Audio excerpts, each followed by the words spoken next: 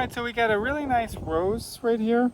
There's lots of rose hips. These are typically, you don't have the sepals left. So most of these, the sepals have come off because they fall off really easily. But there's lots of them. Technically, rose hips are edible. I don't usually eat a big one like this. Little ones are better because they're not really all that great. But here's the nice stipules. So you can see the stipules pretty well. Okay, so nice rose. There's lots of this Rosa palustris all through here. It can get quite big. You can see it here. It's all over. It's very common in many of the wetlands around here, around Lower Michigan.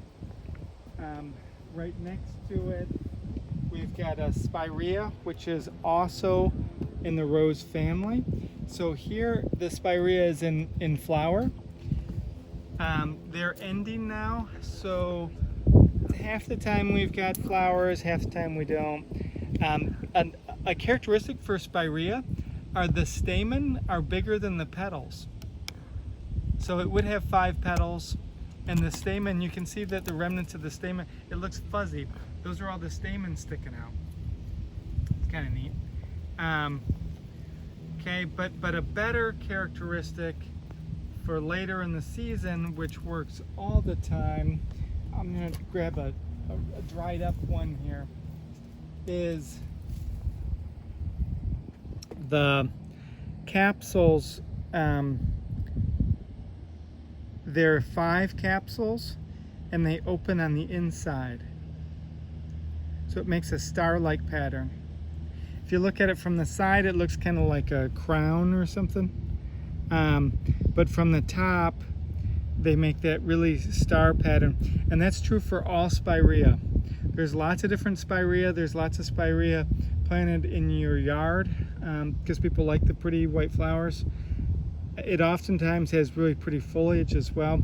So you can find spireas that have very different leaves than this, but will still have those 5 carpels that open on the inside.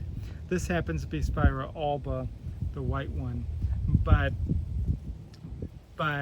you should know spirea in general by the long stamen if it's during the summer, or in the fall, or left over from previous years, you'd have the star-like capsules. Alright, if we keep moving down this way, we've got, these aren't doing very well. This is a dogwood. This has actually got too much water for it, so they're not happy.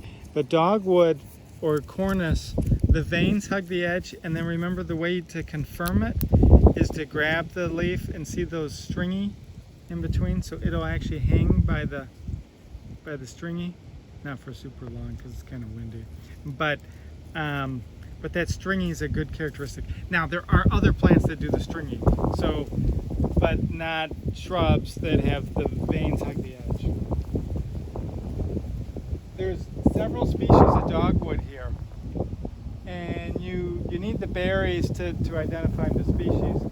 And where it's a little drier, they'll have berries. Right here, they're just struggling to stay alive.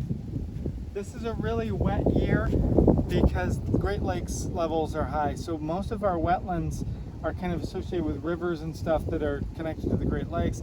So this is just on very unusually high this year and last year for that matter.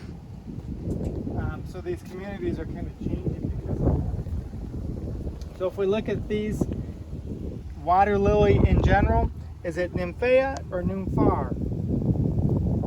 So it's Nymphaea because it's got the little teeth.